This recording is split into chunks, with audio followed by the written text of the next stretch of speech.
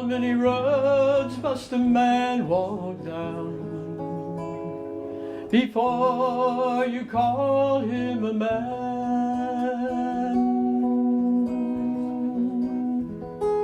How many seas must a white dove sail before she sleeps in the sand?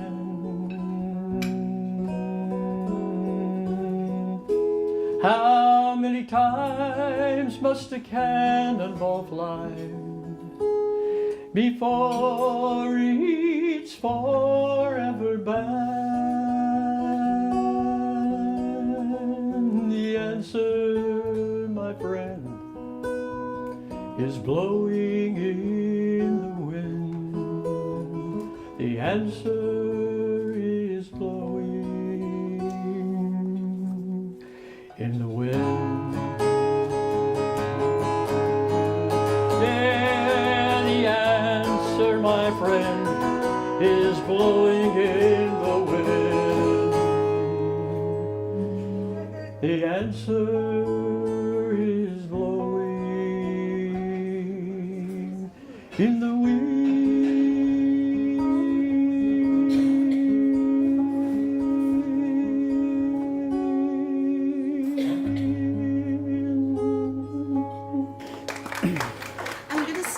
By welcoming everybody and saying thank you for coming, and I'm glad that you got here safely. This year we had 520 entries and we had 63 winning entries by 40 different recipients. So Gretchen Griffith of Lenore with Kenneth Roberts of Patterson. She wrote Dr. Jane Carswell, family historian, humanitarian, and friend. Thank you. And Larry is going to ask you some questions too, kind of like Miss America, you know. Okay. Miss America, though you do some ghostwriting and some co-authoring with folks, you've written some of your own books. But I curiously, is this, why this particular topic, and why with these particular people? With Dr. Carswell, her husband came to me and said, we need to write a book. And I said, okay. So he started talking about her, and I said, but this is, you know, with all the new HIPAA laws, we can't really talk about a doctor. And he said, oh, I wasn't even going to mention that. There's so much more. And as we got into it, I believe there is so much more. She was a fantastic doctor, but she was a humanitarian. She was the National Physician of the Year in 1984, National Family Physician of the Year. Just her story was fun to write, but it was inspirational to write, and I hope that people will find it inspirational to read. I certainly will. One other question, I'll let you go. Okay. And that's this. What's your impetus for writing? I mean, obviously you've done it for years. What really, I guess, compels you to do so? To pass the stories on, you know, so that the new generation, I'm an elementary school teacher, and I want the children to know what's going on. Thank you very or much. what went on. Thank you very, thank you very much. Congratulations. Thank you. Next we have Marshall McClung of Robbinsville, North Carolina, for a book entitled Mountain People, Mountain Places.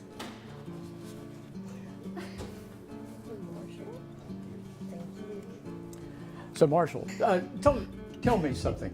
What one thing or two things did you learn about mountain people that you can pass along? There's a lot of wisdom up in the mountain. There is a lot of wisdom, and most of the information in my book, it isn't written anywhere. It required a lot of face-to-face research, and I realized that if I didn't get it written down, when the last one of that generation passed, all of that history would be lost, and that's what prompted me to do this book. Congratulations. We're glad you shared it with us, and I'm certain people are going to be interested in taking a look at it. Thank you very much. Thank you. Okay. So our next award winner is Randall Jones of Winston-Salem for a book entitled Bearing Up, Victory, Survival, Calamity. Personal stories facing life's challenges with grit, determination, and humor. Personal Essay Publishing Project, Winter 2018. I know he's here. I am. Sneaked up on you. It's this guy that's standing right beside me here. Hi, Randall. Thank you so much. You're very welcome. I've read a couple of your books. Tell me a little bit about the research that went into this particular one. Last year, the origins of this book came about because we wanted to test out the concept of inviting people to write short essays for an anthology. So this book resonated with the 250th anniversary in the life of Daniel Boone last winter when he was trapped in Kentucky in his first excursion, trapped in snow, and had to winter over, thereby making do, bearing up, and overcoming adversity. So that was the origin of this book, and we have a current call for our next book, which will have a different name. Congratulations. Good to see you again. Christopher Hunt Robertson of Raleigh for 2 books. Full Steam Ahead, The Family of Brigadier General Charles Lutterlow and Eliza Comerford Lutterlow. You see, you have to do the Lutterlow, you have to do the things with it. Of Central and Eastern North Carolina, and Health and Hospitality, Dr. and Mrs. C.W. Hunt of Western North Carolina. Thank you so much. Just wanted to mention 2 things real quickly about the Hunt book. Yes. Dr. Charles Washington Hunt. What was so interesting about that book for me is that Dr. Hunt was the county health officer during the Spanish influenza, which occurred at the same time as World War I. Correct. About 2,000 North Carolinians died from war-related injuries from World War I. 13,000 North Carolinians died during that same period from the Spanish influenza. And Dr. Hunt was the, and one thing I'll note is that 100 years today, in early November, much of North Carolina was under quarantine because of the flu, so we could not have held this event. And in Transylvania County, where Dr. Hunt was county health officer, he initiated one of the state's earliest legally enforced. Right. And so that was interesting. Yeah. Quarantines. And that kind of set a precedent. After World War I, these legally enforced quarantines became normal throughout the state. Thank you very much. Thank you.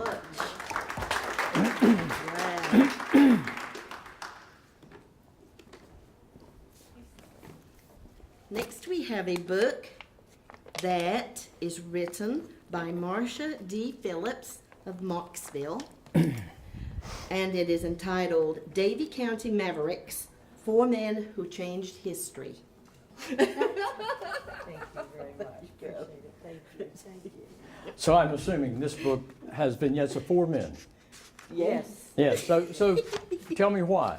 Well, there were 3 men who grew up on a stretch of Highway 64, which we sit on today, another stretch in Davie County, in 3 different centuries within 3 miles, but they changed history in 3 very dramatic ways. And then the 4th one is a mysterious Frenchman, because let's face it, every book benefits from the presence of a mysterious Frenchman. Right? Oh, absolutely. But one of the men, everyone knows, Daniel Boone. That's where he lived, married, and learned his trade, and then ventured forth from there. Hinton Helper, an abolitionist, very influential in that day.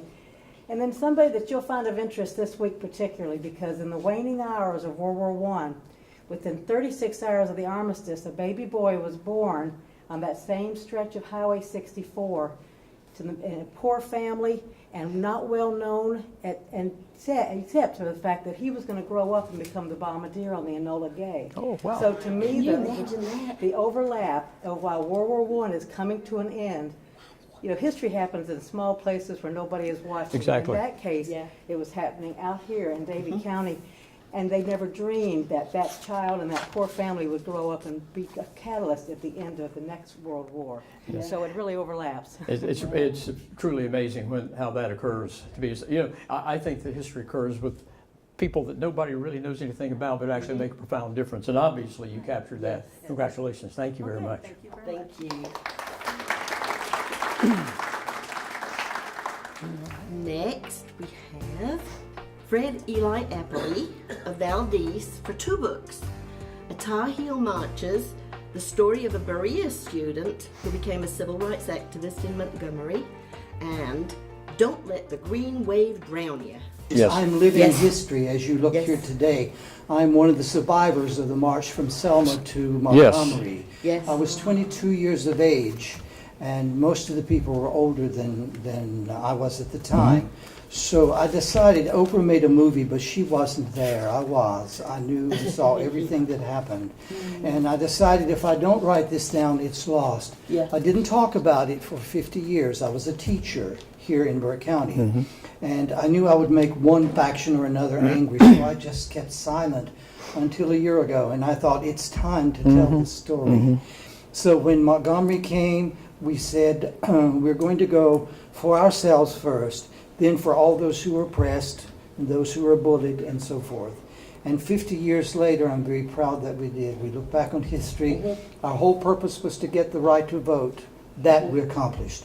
The difference between then and now, we were filled with love. We were idealistic kids. Yes. We knew exactly what we were doing. We dressed properly. We acted properly. We were a Manners. credit Respect. to our school. And I was invited to campus last October by the president to talk about the experience. And there were classmates of 50 years ago were there as well. So we got to meet the students of today and say, listen, knock off the violence. Bring the Yeah. love in. You got it wrong. Yes. Yes, that's very impressive. Thank you, Fred, very much. Thank you, Fred.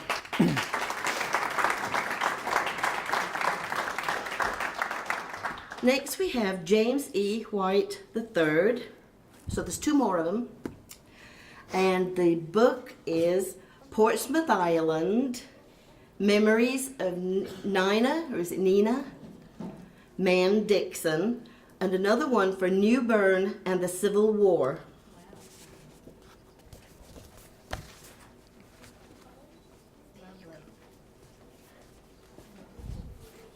Thank you.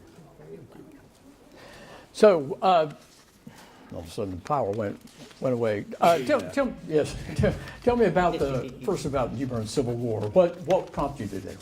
Well, there were 4 battles of Newbern during the Civil War, but most people only know of one. They have no idea of the other 3. The first one was when the Yankees came in and captured the city. Right. The last 3 were the attempts by the Confederates to come in and retake it. The last 2, they almost succeeded, and those 2 battles were much more interesting than the original battle. And so I did the book in order to educate the people in and around Newbern and historians as a whole of the other battles, the ones that are not very well known about. Around Newbern, there are about 8 or 9 forts that are still intact. Right. That people don't even know exist. Yes. Yeah. So tell me about the other one. The one on Portsmouth is an oral history. I was lucky. I guess I got involved in history because of my aunt, my great aunt, Nina Dixon. She lived to be 101. She lived on Portsmouth Island in the 1870s and 1880s. So I grew up with her telling stories of Portsmouth Island during the Civil War. Her uncles were blockade runners. Her grandfather was a slave owner and a mariner. So I grew up sitting at her foot, literally, hearing stories of the islands during the late 1860s and 70s and 80s. My grandmother lived on the island. She told stories of the island. So I grew up with these 2 wonderful women telling great history stories. That's marvelous. And I ended up taping my aunt in her 90s and get all those tapes of all those stories for the family. Wow. And so I wanted to put them together in a story form for the family, and that's what I did with that. Well, congratulations. You Yes. have 2 wonderful volumes. Now, one I think is by History Arcadia Press. Yeah. And Yeah. so that can be obtained several places online. Yes, sir. In addition to the website. Yeah, So if somebody wants to get up with me, if they'll stop by my table, I'll be glad to give them my address so they can get up with me. perfect. Thank you very much. Thank you. So the next book is by Lloyd R. Bailey Sr. of Durham for a history of the Methodist Church in the Tow River Valley. Well, I mean, obviously, that took a while to do. Tell us about the research for the book. Well, that took 3 years, and most of the research came from archives in Texas, in New Jersey Okay. that have never seen the light of day for Wow. 150 years. Never will again. Wow. So this is their one dusting off. Congratulations, and good to see you. A pleasure. Congratulations again. Thank you. So the first award winner in the publications category is Carl White of Charlotte for a syndicated column that included 3 articles: Dolly Madison and the Easter Egg Roll, then Carolina Moonshiners, 1915, then and now. Carl, I want to talk a little bit about the syndication, because you and I talked about that at length at one time. That's exactly right. Tell me a little bit about the impetus behind all that. Obviously, you tell stories. That's what you do. Well, that's right. With a TV show called Life in the Carolinas, this is our 10th anniversary. So we've been doing that show for 10 years, and we were syndicated from the beginning with that show. And the columns came about, quite honestly, a publisher had contacted me about doing a book. And I really did not have time to do a book, take time off, because the show was very demanding. And someone said, well, why don't you start doing a blog? And I said, well, I already do a blog. And said, maybe a column. And I was like, well, maybe so. So I talked to Ken Welburn, who's a pal, in Wilkesboro, and I talked to Jane Pig in South Carolina and a few other newspapers. And it was, that's how it happened. Yes. And I sat down and wrote the first column, which was about a visit to Old Salem, and it just went from there. And now we're in our 3rd year with that column being syndicated, so it's pretty exciting. It really is exciting. And I got to tell you this little personal vignette. Yeah, I met Carl about 9 years ago I think so. at an outdoor singing event called Chicken Fest that the record sponsors in North Wilkesboro. Of which I was profoundly disappointed, not because of the singing was wonderful, but I went to Chicken Festival because I was doing a story on chickens.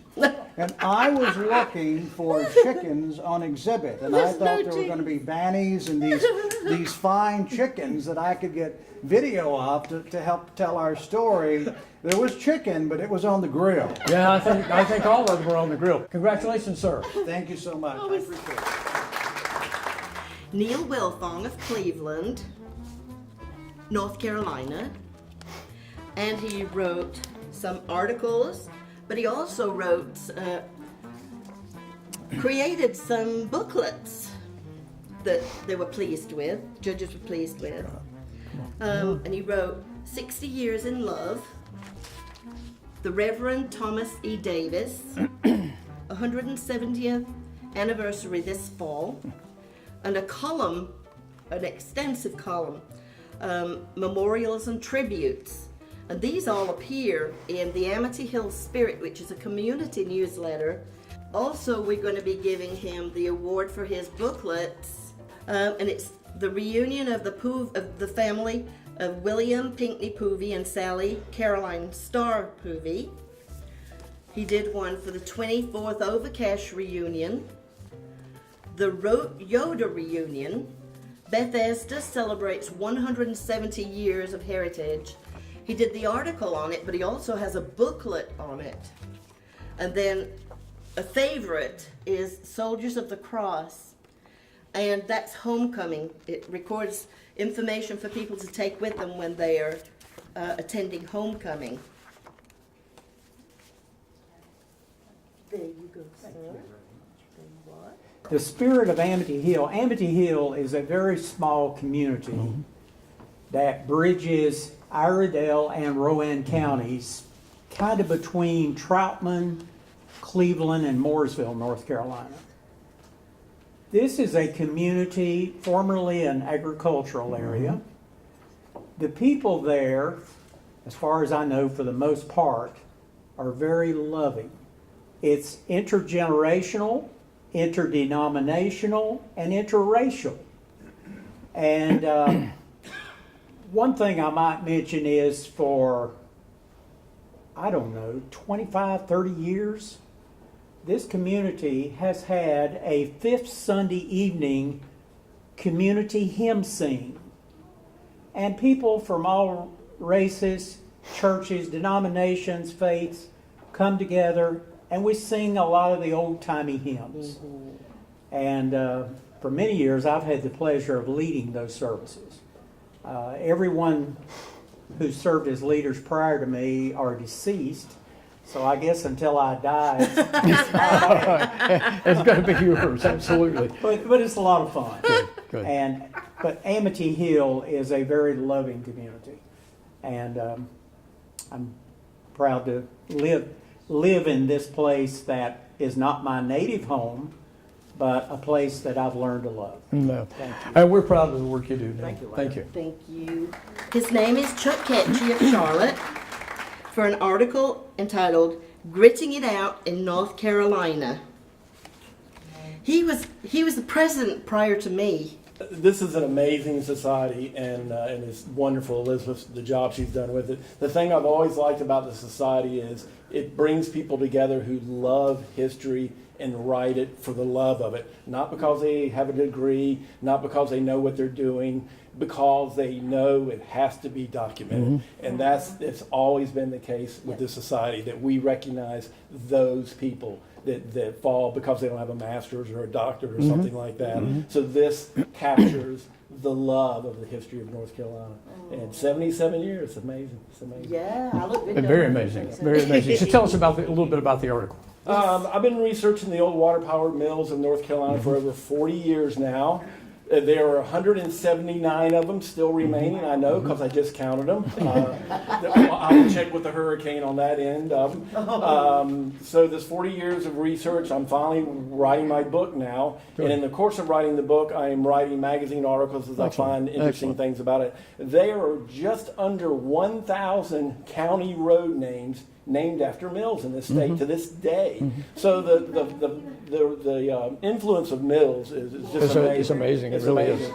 The establishment of mills in the settlement of this state took precedence over everything. Schools, churches, even Starbucks. They put a mill up before Starbucks. And there's still nine remaining mills. The original mills that are still going. The family mills. Lindley's Mill is the 10th generation outside of Burlington.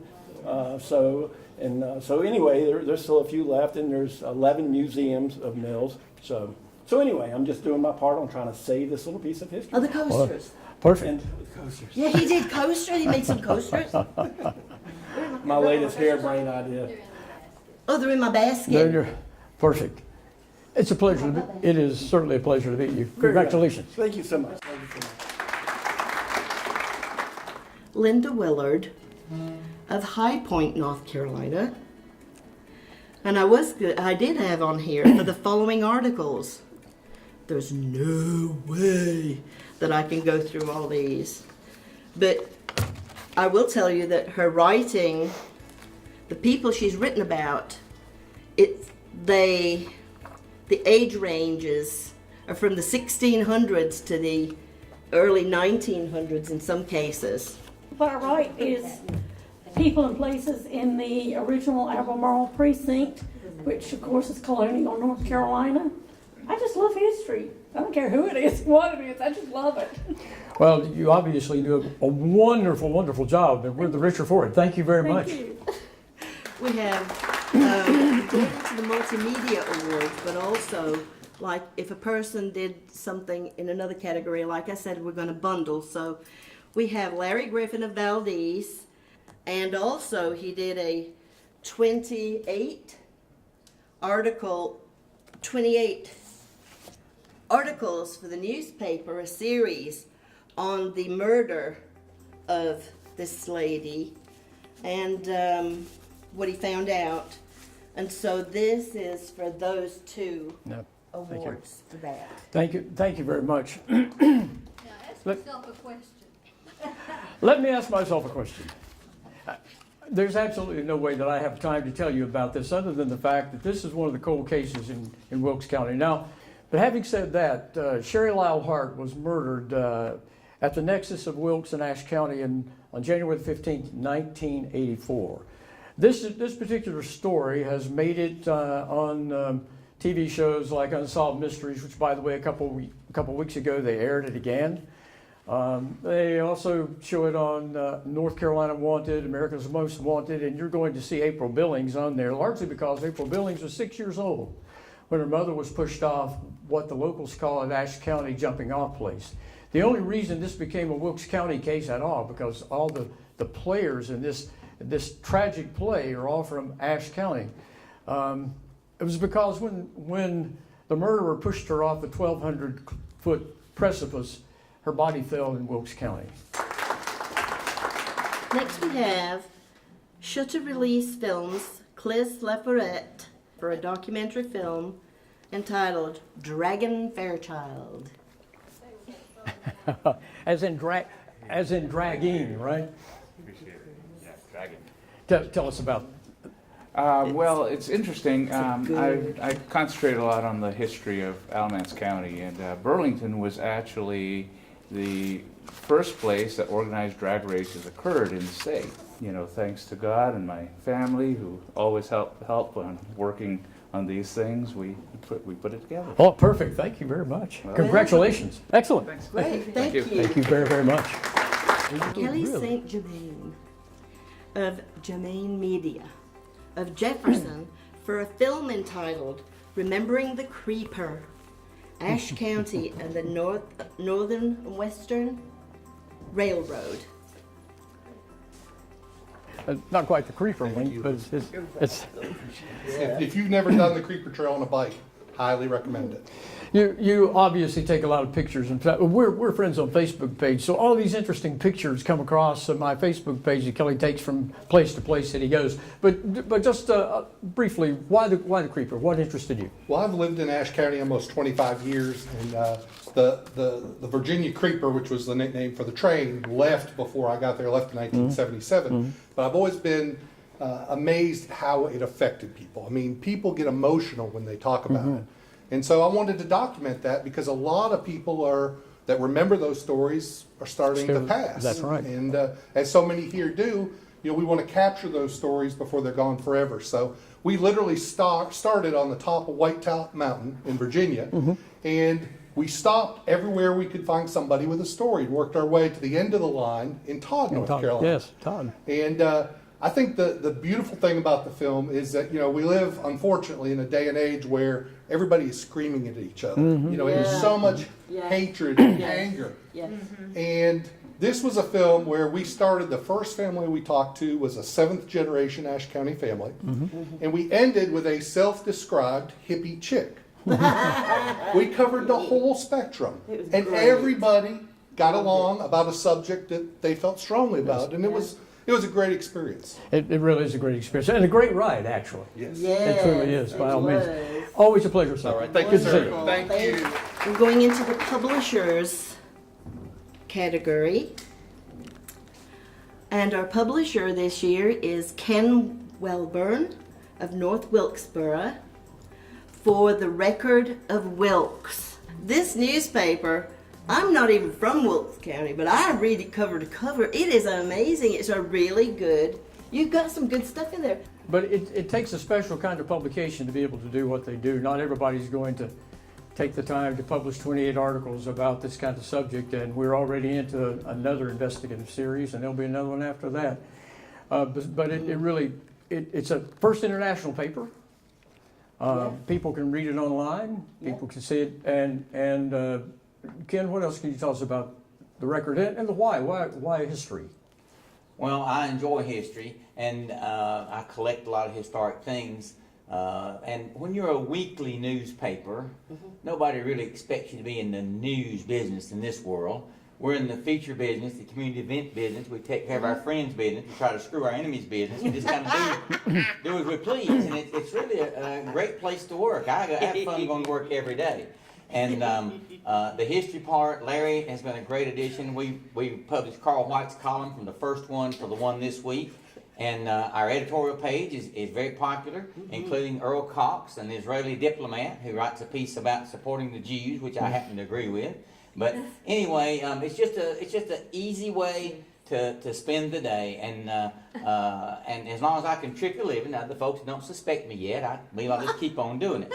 And I've been here for several years, and I enjoy coming every year. I'm made as welcome here as anywhere. But I always like to remind you folks to come and see us at the Record. Yes. Two things are true. One is, Out on Main Street in downtown North Wilkesboro, a little hole in the wall, says the Record on the awning. But it's like no other newspaper office you'll No, ever it go isn't. in your life. And don't believe everything he tells you. My mother would always say it best. If Kenny says it, it's so. No, it's not. But, What about the electric chair thing? I believed you. She's just gold. But anyway... I honestly did believe him about the electric chair switch. And he wanted me to pull it down, and I was going to do it.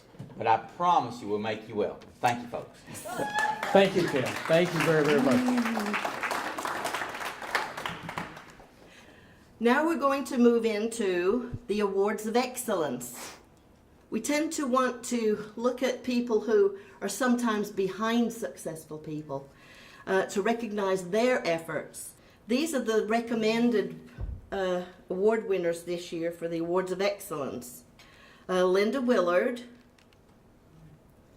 Phyllis Bridges, Tim Stevens, Randall Jones, and we have Sarah Pennell, a senior creative assistant, web designer, and editor. And the web design, you've got to go to that website, it is amazing. And Allison Farrington, editor, camera, production assistant, and sound. Tim Vogel, editor, camera, producer, sound. Chad Medford, camera. Cagney Larkin, production assistant. And Jared Shoemate, camera, producer, editor. Thank you very much, folks. Congratulations. Big hand for them. Yes. Next, we have the President's Award. When he writes about people, I seem to get to know the person that he's written about because he's a very skillful author, and after reading the story he has researched or written about, a topic that he's explored or a project that he's completed, I come away much wiser. He continuously produces great historical and genealogical stories and books, and this year I chose 2 of his books. First is about a wonderful lady that I got to know as Nina Man Dixon. The second book is about New Bern and the Civil War. Reading this book, I felt like I was actually there, and I've read a lot of Civil War books before. It's for these reasons that I chose the books of James Edward White III of Trent Woods, North Carolina, to receive the 2018 President's Award.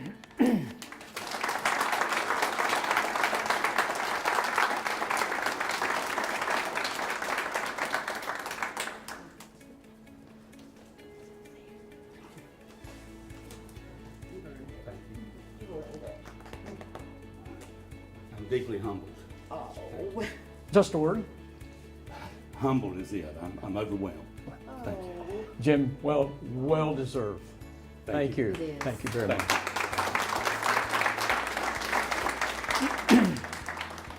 Next is our Historian of the Year. Our Historian of the Year for 2018 is probably one of the most well-known people in this room today. He's known throughout the state, the county, and probably internationally. He doesn't produce in-depth historical or genealogical studies. However, he does and continues to do more to tempt people to do so than they're willing to admit. It starts with an idea, a suggestion, which promotes curiosity, which encourages research and interviews. Then it stirs around more ideas, and then creativity kicks in. The result is a show that appeals to many, many people from all walks of life and on every educational level. His magical, endearing personality gets people to talk, to share their family history, details of their special craft or their hobby. He is there when history is revived. He details things, and he is there when history is about to be made. Excuse me. All the while capturing and sharing these special times with us by way of his weekly shows, a successful syndicated column, and a newly released blog, an amazing website that houses the collection of weekly shows, so if you miss one, you can go there and you could be there a day and a half. So it can be said that our choice has caused more people to catch this history or genealogy bug than any other person in North Carolina. He may not have written a book, but he has been the inspiration behind many that haven't been written or that have yet to be written. He may not have physically taken us to the places that he's been to, but he's encouraged us to go visit these special places in North Carolina that we didn't even know existed until he made us aware of them. He's brought hobbies, places of interest, and special people to the forefront that we'd never heard of. In other words, he's opened up a whole new world for many people who are not satisfied with just watching something on television. They want to see these places. They want to meet these people in person. North Carolina history has taken on a new meaning to many through this man's exhausting efforts, and we appreciate him so much that we would like to honor him by choosing him as our 2018 North Carolina Society of Historians Historian of the Year. Our choice is Carl White of Life in the Carolinas.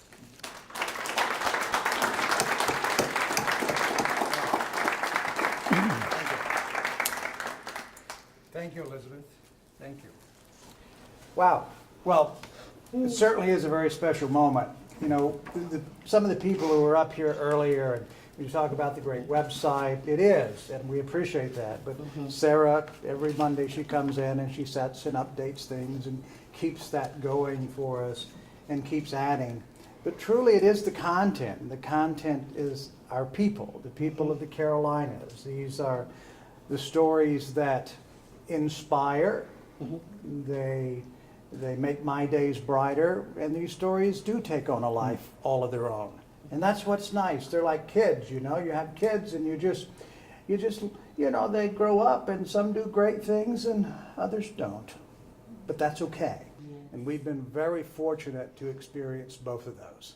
Stories that just meant something to a small community, and other stories on Alzheimer's or World War II veterans, that another one that yet Elizabeth has fallen in love with. Oh, yeah. Stories we're doing now with women in service, Mr. women Diebler. who have served from World War II, Vietnam era. They've made a wonderful impact on our lives. So I get to have these great conversations, step back, and just see where they go. So I'm truly honored. It would not happen without a group of people over the past 10 years. Our group has evolved and changed, and people have come and gone, but I think I talked to everyone, even the ones that we fought with, because when you're doing creative work, that's going to happen occasionally, and that's okay. That's part of the process.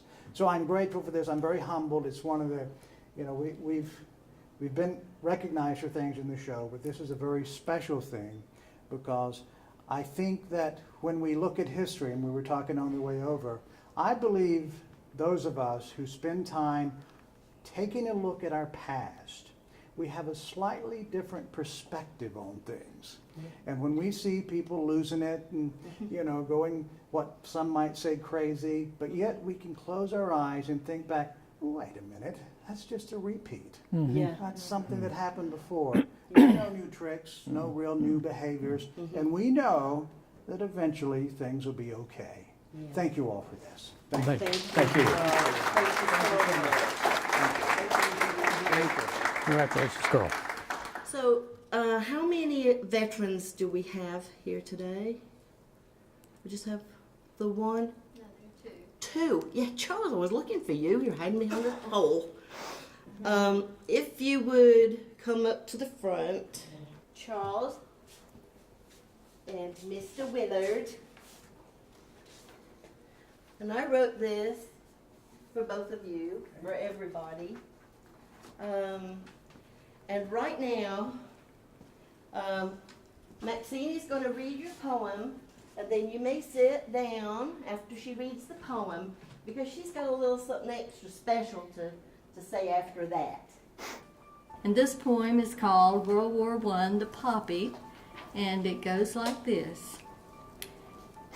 It's been so long, I don't recall their faces, nor their names, nor what they did on earth in life when living day to day.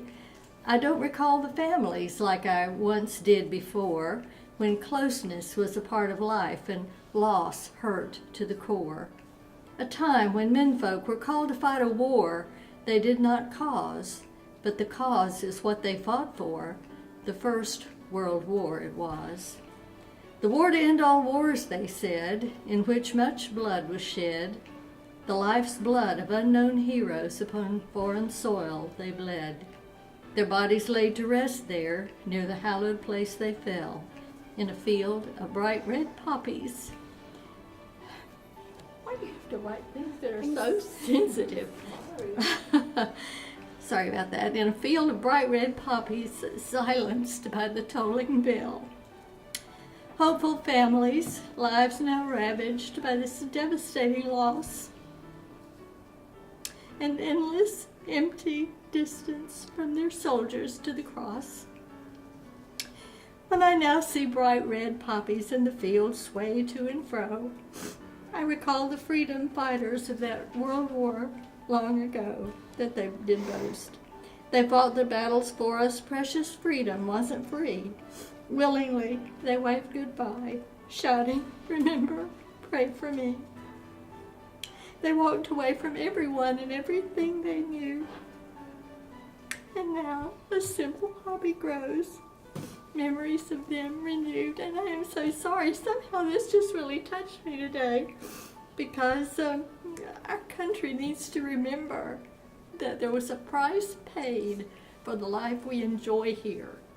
And I, like you, and we've said it many times today, I'm so sick and tired of the bickering and the fussing and the feuding. And, you know, we all bleed red, white, and blue. Amen. And somehow we're all one people, and we have got to get back and remember that. Our country knew that once upon a time, and then we lose it, and then we get it back, and then we lose it, and then we get it back. And it's time for it to come back. I like what our Historian of the Year said. We know this has been repeated, and things will get better, and we're all praying for that. But these people, back in World War, we didn't know these people in World War I, but they were related to us. They were brothers, sisters, fathers, uncles, and what they did, the poppy, reminds us of today. This was written by Elizabeth Bray Sherrill, 2nd November 2018 at 4:01 a.m. And I guarantee you, she was crying when she wrote it. I can tell, because you can't read it without that. Thank you, gentlemen. We appreciate your service more than we can say.